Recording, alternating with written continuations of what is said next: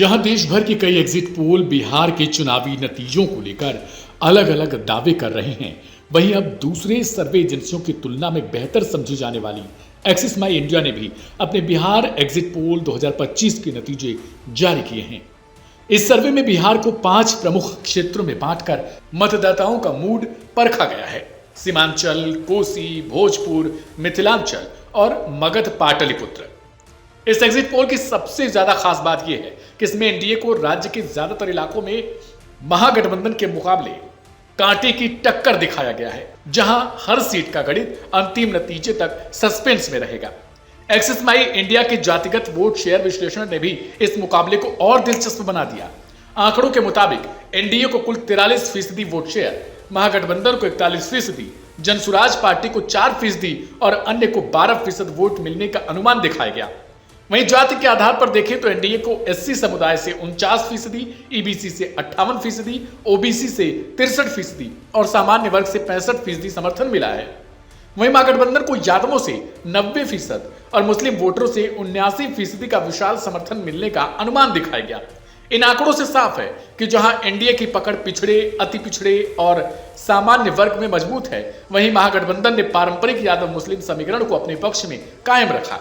यही वजह है कि मुकाबला बेहद नजदीकी हो चुका है और दोनों गठबंधनों के बीच महज 2 से 3% का वोट अंतर ही निर्णायक भूमिका निभा सकता है।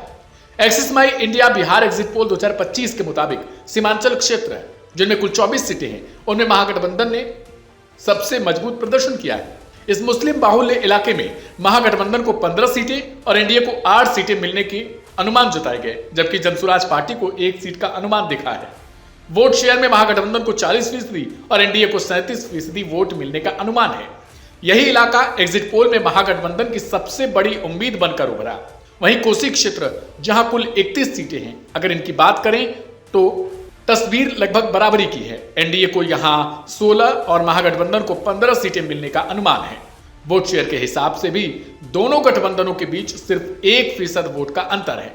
एनडीए 43% और महागठबंधन 42% पर, यानी कोसी में मुकाबला पूरी तरह बराबरी का।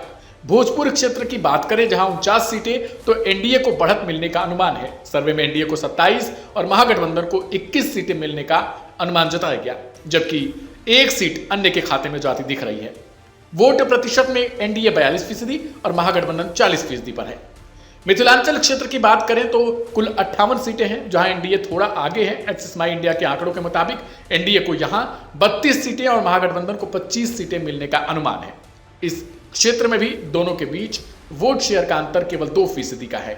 एनडीए 43% और महागठबंधन 41%। सबसे बड़ा क्षेत्र मगध पाटलिपुत्र, जहां 60 सीटें, जो बिहार की राजनीति का असली बैरोमीटर माना जाता है। इस क्षेत्र में एक्सिस माई इंडिया के मुताबिक एनडीए को 35 सीटें और महागठबंधन को 25 सीटें मिल रही हैं। वोट शेयर के स्तर पर एनडीए 44% और महागठबंधन 41% पर है। अब बात करें एक्सिस माई इंडिया के फाइनल सीट शेयर अनुमान की, तो सर्वे के अनुसार एनडीए को 121 से 141 सीटें, महागठबंधन को 98 से 118 सीटें, जनसुराज पार्टी को 0 से 2 सीटें और अन्य को 1 से 5 सीटें मिलती हुई दिखाई गई। वोट शेयर में एनडीए को 43% और महागठबंधन को 41% वोट मिलने का अनुमान दिया गया। इस अनुमान के मुताबिक एनडीए भले ही आगे हो, लेकिन अगर ये आंकड़े सटीक साबित हुए तो भी गठबंधन बहुमत के आंकड़े से सिर्फ 1 सीट पीछे रह जाएगा। यानी स्थिति ऐसी भी हो सकती है जहां सरकार बनाने के लिए सहयोगियों या फिर निर्दलियों की भूमिका अहम हो जाएगी। यानी ये लड़ाई अभी भी कांटे की टक्कर की है। इस रिपोर्ट में दिलचस्प यह भी है कि महागठबंधन में आरजेडी को सिंगल लार्जेस्ट पार्टी बताया गया, जिसे 67 से 76 सीटों के बीच मिलने की संभावना है। दूसरी ओर एनडीए में जेडीयू को सबसे बड़ी पार्टी करार दिया गया, जिसे 56 से 62 सीटें मिलने का अनुमान है। वहीं भाजपा को 50 से 56 सीटें और लोजपा को 11 से 16 सीटें मिलने का अनुमान है। यानी बिहार की सत्ता का असली संतुलन इस बार छोटे सहयोगियों के हाथे में भी जा सकता है। लेकिन कुल मिलाकर अगर इस सर्वे की बात करें तो इस सर्वे ने यह दिखा दिया कि बिहार में मामला एक तरफा नहीं, बल्कि कांटे की टक्कर का महामुकाबला है। 14 नवंबर को सबसे तेज नतीजों के लिए सब्सक्राइब करें लाइव हिंदुस्तान।